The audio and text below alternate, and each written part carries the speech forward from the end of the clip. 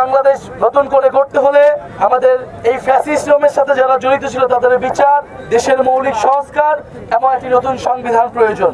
বাংলাদেশকে নতুনভাবে গড়ে তোলার জন্য বৈষম্যহীন, গণতান্ত্রিক, চাঁদাবাজ, সন্ত্রাস, দুর্নীতিমুক্ত বাংলাদেশের জন্যই কিন্তু আমাদের এই লড়াই। ইনকিলাব ইনকিলাব ইনকিলাব ইনকিলাব লেগেছে লেগেছে।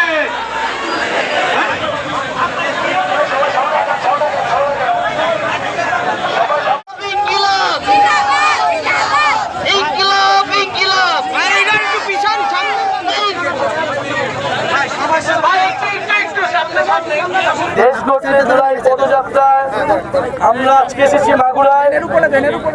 আপনারা যারা এই বৃষ্টি রোদ উপেক্ষা করেও উপস্থিত হয়েছেন, বৈষম্যবিরোধী ছাত্র আন্দোলন এবং জাতীয় নাগরিক পার্টির সংগঠকেরা, তাদেরকে আন্তরিক ধন্যবাদ এবং কৃতজ্ঞতা জানাচ্ছি।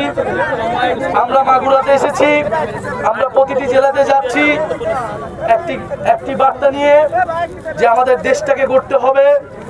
এই জুলাই গণঅভ্যুত্থানের পরে যে বাংলাদেশ বিনির্মাণের লড়াই এখন শুরু হয়েছে, এই বাংলাদেশ নতুন করে গড়তে হলে আমাদের এই ফ্যাসিজমের সাথে যারা জড়িত ছিল তাদের বিচার, দেশের মৌলিক সংস্কার এবং একটি নতুন সংবিধান প্রয়োজন। এবং আমরা আরো বলছি যে আমাদের যে কোনো দেশের আধিপত্যবাদ ও আগ্রাসনের বিরুদ্ধে বাংলাদেশ পন্থী একটি রাজনীতি দাঁড়া করাতে হবে। আমাদের বাংলাদেশে যে সংকটগুলো চলমান আছে গণ অভ্যুত্থানের পরেও, যে আমরা একটি নতুন সংবিধানের জন্য এখনো কাজ করতে পারছি না, দেশের মৌলিক সংস্কারের জুলাই সনদ নিয়ে এখনো টালবাহানা চলতেছে। আমরা মাগুরাবাসীকে বলতে চাই, আপনারা সোচ্চার হন। আপনাদের এলাকার উন্নয়ন, আপনাদের এলাকায় চলমান চাঁদাবাজি, সন্ত্রাস, দখলদারিত্বের বিরুদ্ধে আপনাদেরকে সরব হতে হবে। জুলাই গণ অভ্যুত্থানে এই মাগুরার 10 জনের মতো শহীদ হয়েছেন।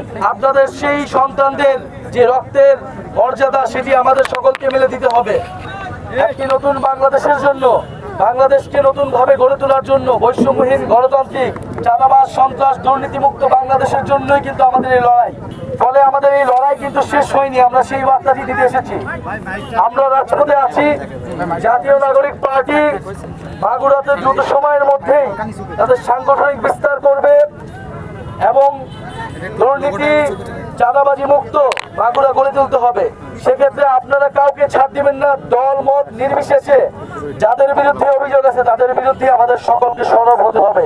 এবং জুলাই ঘোষণাপত্র এবং জুলাই সনদের জন্য আমরা 5ই আগস্ট এই গণ অভ্যুত্থানের 1 বছর পূর্তি হবে। আমরা 3রা আগস্টের মধ্যেই সেটি কার্যকর দেখতে চাই। এবং সরকার যদি 1 বছরের মধ্যেও দিতে ব্যর্থ হয়, সকল রাজনৈতিক পক্ষ মিলে যদি ব্যর্থ হয়, তাহলে সারা দেশের ছাত্র জনতাকে নিয়ে আমরা আবারও মাঠে নামবো। 3রা আগস্ট আমরা শহীদ মিনারে ঢাকায় থাকবো। আপনাদেরকে 3রা আগস্টের আহ্বান জানাচ্ছি এবং ইনশাল্লাহ আমরা আবারও মাগুরাতে আসবো।